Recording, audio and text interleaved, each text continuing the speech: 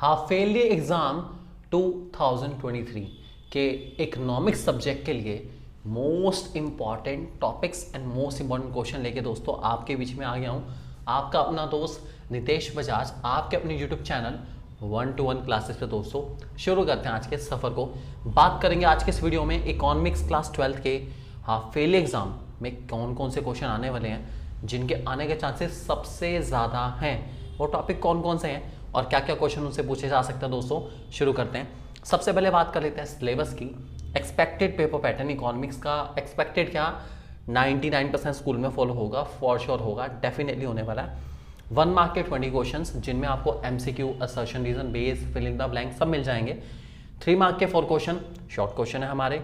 इसके अलावा 4 मार्क के 6 क्वेश्चन लॉन्ग है और 6 मार्क के 4 क्वेश्चन वेरी लॉन्ग है।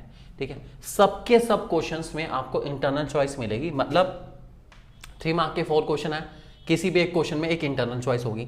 4 मार्क के 6 क्वेश्चन है, किसी भी एक या 2 क्वेश्चन में आपको इंटरनल चॉइस मिल जाएगी।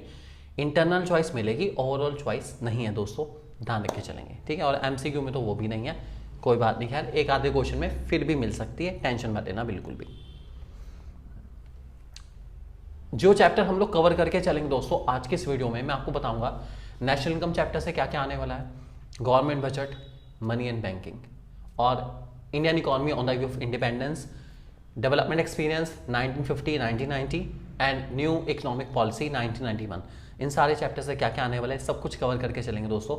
इसके अलावा अगर आप किसी भी चैप्टर का कुछ भी पूछना चाहें तो आप हमारी पर्सनलाइज सर्विस को भी ट्राई कर सकते हैं। मोबाइल नंबर आपके सामने, आप उस पर पूछ सकते हैं या फिर आप कमेंट में जाके भी पूछ सकते हैं। आपको डेफिनेटली रिप्लाई मिलेगा, फॉर श्योर आपको ज़रूर पता जाएगा, टेंशन लेने की बिल्कुल ज़रूरत नहीं है।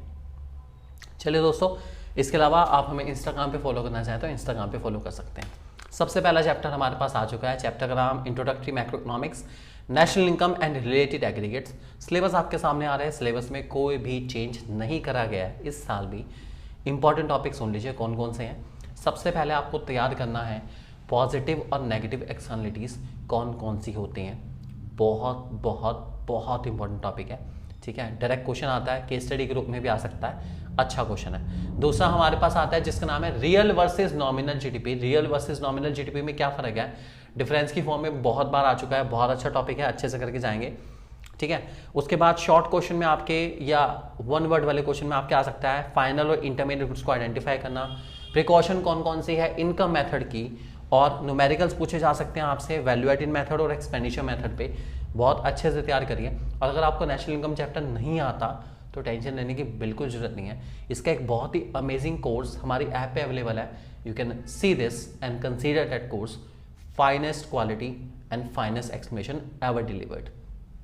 इसके अलावा circle of law of 2 sector economy आपको बहुत अच्छे से आना चाहिए, जो कि काफ़ी इंपॉर्टेंट टॉपिक है आप लोगों के लिए। ठीक है, ये सब के सब टॉपिक दोस्तों आप लोगों के बेटरमेंट के लिए हिंदी में भी डिस्प्ले करे गए हैं, ताकि वो बच्चे जो कि स्टेट बोर्ड से इकोनॉमिक्स पढ़ रहे हैं, हमारे साथ जुड़े हुए हैं, उनको कोई भी तकलीफ ना हो इंपॉर्टेंट क्वेश्चन ढूंढने में।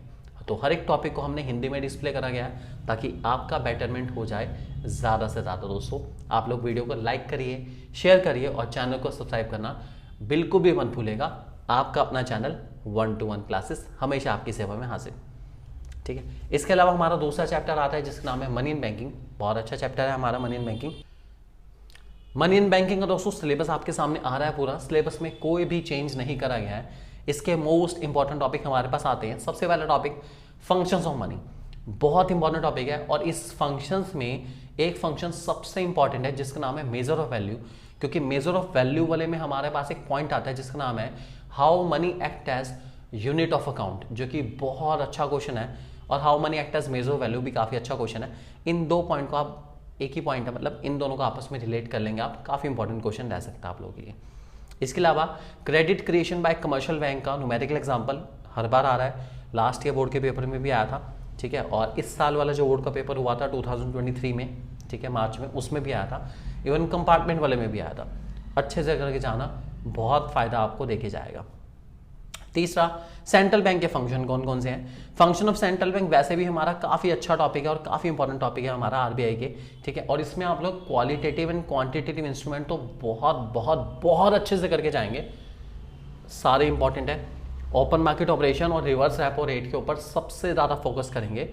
और इसके अलावा मोरल सुएशन क्या होता है आपको पता होना चाहिए। ये 3 सबसे ज़्यादा इंस्ट्रूमेंट हमारे इंपॉर्टेंट है, अच्छे से करके जाएंगे इसको।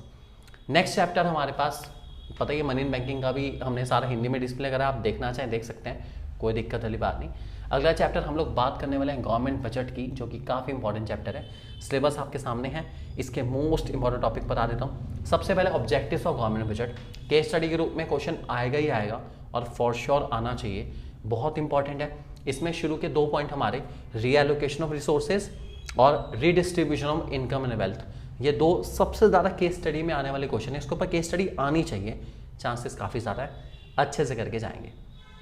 इसके अलावा एमसीक्यू आ सकते हैं आपके, जिसमें आपको आइडेंटिफाई करना होगा। एक शॉर्ट क्वेश्चन भी आ सकता है 3 मार्क वाला 4 मार्क वाला, जिसमें आपको आइडेंटिफाई करके रीज़न लिखना होगा कि इनमें से कौन कौन सी चीज़ें रिवेन्यू रिसिप्ट है, कौन कौन सी चीज़ें कैपिटल रिसिप्ट है, कौन कौन सी चीज़ें रिवेन्यू एक्सपेंडिचर है, कौन कौन सी चीज़ें कैपिटल एक्सपेंडिचर है। ये क्वेश्चन पूछा जा सकता है।